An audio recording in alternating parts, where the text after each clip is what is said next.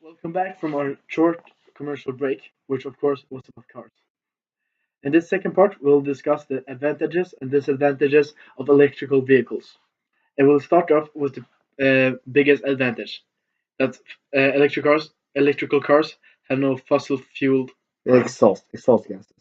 Electrical cars has no exhaust gases, and that's because they have no combustion engine. Electrical cars are driven by electrical motors that are powered by electrical batteries. And you don't fuel up your electrical car with fossil fuel fossil fuels. You're charging it like your phone or your computer.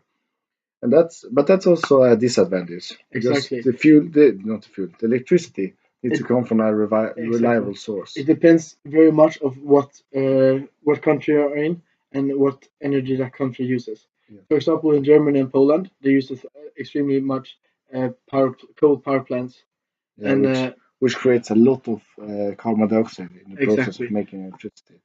So then the electrical car is like just as environmentally unfriendly as your normal diesel car. Yes, I would say, yeah. So another advantage with electrical cars is It is much cheaper to drive an electrical car per Per mile mile, yeah. after you have purchased it than it is with a fossil fuel car. Yeah. We we have have done some calculations on exactly. that. We found some numbers online on Plug-in America, and we have counted with that you're driving 24,000 kilometers per year. Yeah, just because that's like a reasonable number. Exactly. We have also counted on that the electricity. They're not counted. The source stated. Yeah, the sources stated that the electricity costs 12 cents per kilowatt hour, and our conclusion with that is that it costs $540 per year to drive electrical vehicles. Yeah, 24,000 kilometers. Exactly. And then for the gasoline powered car, we have used like the reference of a normal like Volkswagen Golf normal gasoline car, like 1 liter engine. And we used the number of 0.5 liters per 10 kilometers.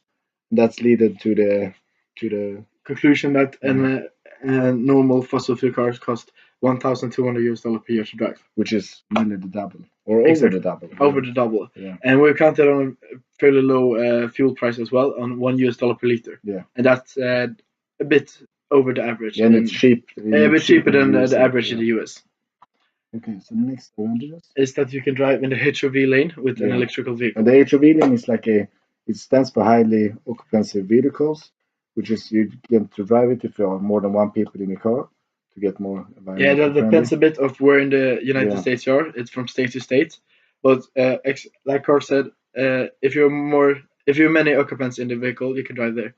But in modern days, they've also added that electrical vehicles can drive there. because they're environmentally friendly. Exactly. And when you drive in the HOV lane, you can avoid traffic and get to your destination much faster. Yeah, because there are less traffic. Exactly. We have one last advantage, and that is that electrical vehicles are much quieter. Yeah, they're much quieter because there are no engine that produces a noise. But that's also it's like a luxury feature because your ride becomes more comfortable. It's much more luxurious for the driver and the passengers.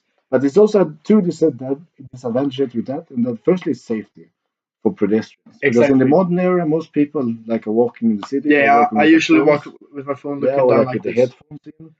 If you're walking down and you're not so aware of your environment, you can easily not be aware of a car about to hit because you. it's so quiet. Because with a normal car, you have the engine noise, and you will probably hear it if you're looking down or something.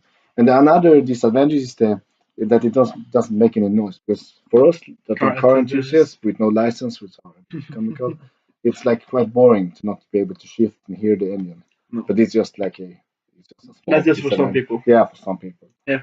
So one last disadvantage we have is that the capability of the biggest like disadvantage of the electric cars is the capability and the range. Yeah. And we looked up on we used Tesla once again, and we used the top of the end Tesla, the 100D, the Model S, which is that's one of that's the best battery package. Yeah, and it's extremely expensive for like the mainstream electrical cars. It's like the most expensive one. It costs like around $100,000, which is you can actually only drive 600 kilometers per charge. Yeah, and it's also dependent on the weather. Yeah, which is another disadvantage. If it is really hot or really cold, and you need to use much air conditioner, or you need to use much heater. Yeah, it affects the range. Yeah, and it's also affected by how big your ribs are.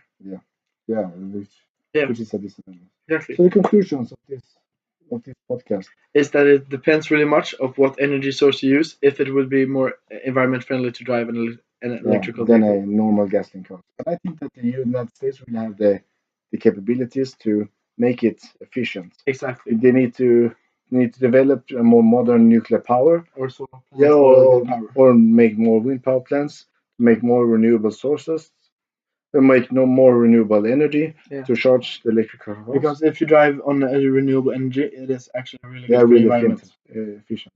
And they also need to, like you say, I think the state need to like provide more charging stations and like make it easier to own an electrical car, because now it's like it's a hazard to own one. Exactly, it's a bit of a bit of a pain in the neck. Yeah, a pain in the neck to drive and own an electrical car. Exactly. But I really think that the USA have the capability, the potential. Potential, and I think it would be one of the solutions to the environment problem, and to like get down, because the United States is the second largest country by pollution. Yeah, the provider. Yeah, provider. So I think it needs a thought.